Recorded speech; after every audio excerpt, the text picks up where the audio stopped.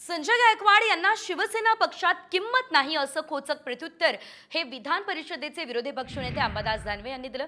महायुतीमध्ये शिवसेना 120 जागांवरती लढणार असा दावा शिंदे गटाचे आमदार संजय गायकवाड यांनी केला होता। आमचं टार्गेट 100 जागा जिंकायचं आहे। त्याच्याकरता आम्हाला कोणाच्या चेहऱ्याकडे पाहायचं गरज नाही। आमचं एकच टार्गेट शिवसेनेचं एकनाथ शिंदे साहेबांचं की राज्यात 100 आमदार निवडून आणायचे। शिवसेनेचे 100 आमदार जागांची वाटाघाटी झाली। आम्ही 120 जागा मागणार आहोत। बीजेपी शिंदे शिवसेना अजितदादा राष्ट्रवादी ह्या सगळ्यांना निश्चितपणे न्याय मिळेल।